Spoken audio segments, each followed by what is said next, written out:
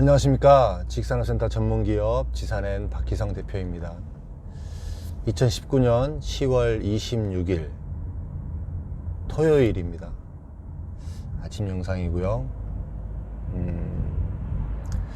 지식산업센터를 참 이렇게 많은 분들이 이렇게 투자를 하시고 실제 사용하시고 이렇게 선택들을 하시잖아요. 이게 전국의 궁극적인 목적은 투자 가치가 있을지 안정성이 있을지에 대해서 이렇게 고민하고 그거를 잘 선택하기 위해서 여러분들이 이렇게 좀 더 이렇게 알아보고 하는 부분들이 있잖아요. 이제 그 투자성과 안정성, 그것들은 사실은 기존의 사례들을 통해서 이미 검증된 사례들도 있고 검증되지 않은 것들도 있고, 그런데 과연 이제 이 지식산업센터는 그 대한민국의 부동산 중에서 정말 주류가 아니었고 사용하는 층이 분명히 한계가 있는데 과연 얼마만큼 이게 더 가치를 바라고 올라가고 할 수 있을까. 사실 이제 이 부분이 사실은 저도 사실 좀 많이 어디까지 갈지에 대해서 궁금한 부분도 있고요. 저도 어디까지 시장에서 인정이 될지가 사실은 많이 좀 의아합니다. 근데 처음에 1000만원이 분양가가 1000만원이 넘어갔을 때가 불과 오래되지 않았습니다. 2015년입니다. 2015년 4년 전에 지식산업센터의 그 분양가가 1000만원대가 처음 나왔습니다. 이 1000만원 분양가에 대해서 이제는 서울 시내에서는 아무런 부담감이 없습니다. 아무런 부담감이. 이제 장기적인 부분으로 봐서 그러면 어디가 또 올라가고 이렇게 투자 가치가 있을까라는 거에 대해서 한번 이제 예상을 한번 해보면요. 한번 마곡지구를 한번 볼까요? 마곡지구. 마곡에는 이제 그 산업단지입니다. 마곡이 아시죠? 그 서울에 있는 산업단지 중에 하나입니다. 산업단지입니다. 그래서 기업체를 많이 유치를 했습니다. 판교 테크노밸리처럼 기업체를 많이 유치를 했어요. 그리고 남은 용지에 대해서 이렇게 여러 용도로 풀어줬단 말이에요. 근데 마곡지구에는 지식산업센터 용지를 허가해 주지는 않았습니다. 그리고 이제 SH공사에서는 자체로 이렇게 처음에 지어서 임대사업을 하겠다 이런 부분이 있었는데 그 지식산업센터 부지를 따로 인허가를 해주지는 않았어요. 근데 그 마곡지구의 그 오피스 시장을 한번 보면 생각해 보시면 많은 기업체가 이렇게 몰려들었잖아요. 그래서 그로 인하여서 부수적인 기업체들이 들어올 것이다 라고 많이들 예상을 했습니다. 근데 실질적으로 그래서 이제 마곡의 오피스 시장이 굉장히 많이 분양도 잘 되고 고분양가에 잘 분양이 되었는데 실제로 마곡의 오피스가 그 정도 가치를 갈 정도로 활성화가 되고 많이 유지되어지지는 않는 것 같아요. 그렇죠. 만약에 이제 앞으로도 마곡 같은 이런 산업단지, 마곡 같은 이런 기업체를 유치하는 곳, 이런 곳이 나오게 되면 그 중에 만약에 지식산업센터가 들어가게 된다면 또 어떤 모습을 보일까. 지금 이제 예상으로는 3기 신도시들 안에 이제 이런 식으로 그 도시지원시설 용지를 많이 넣고 기업체를 유치를 하고 분명히 그 안에는 지식산업센터 용지도 많이 넣고 이럴 거란 말이에요. 그런데 그렇게 되면 기업체가 많이 몰리고 또 지식산업센터가 지어지고 그랬을 때 이런 게 투자 가치성이 있을까? 과연 있을까?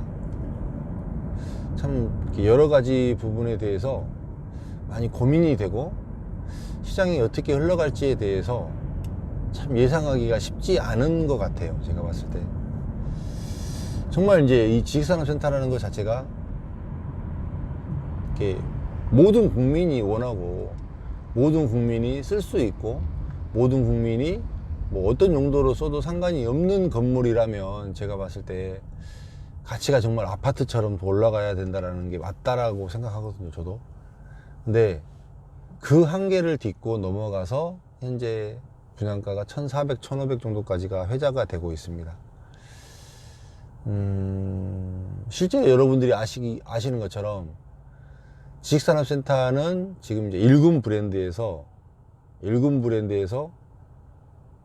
가장 고가로 지어지는 것 자체가 단가가 건축비가 한 450만 원 정도 먹힙니다. 일반 1군 브랜드가 아니고 2군, 3군 이름 없는 데서 지면 350만 원이 안 들어갑니다. 100만 원 갭 차이가 납니다. 이제 아파트하고 똑같은 개념이죠.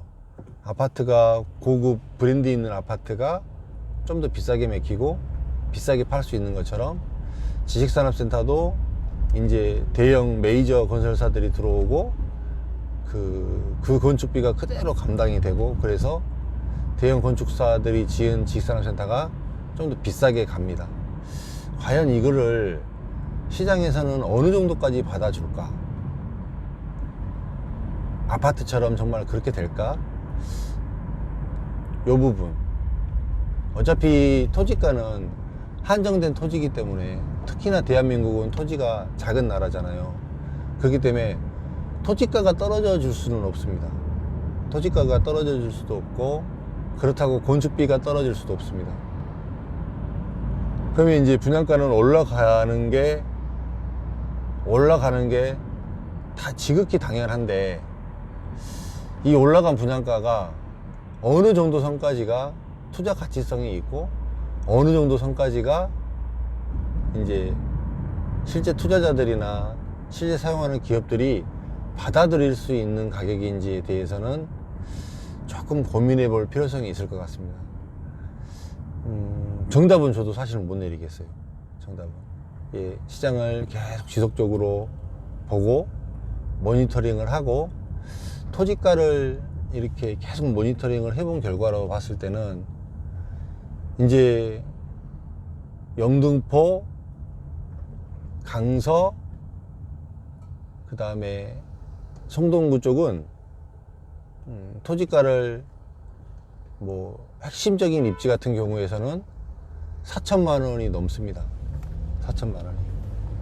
뭐 3천만 원대 사기가 굉장히 어렵습니다.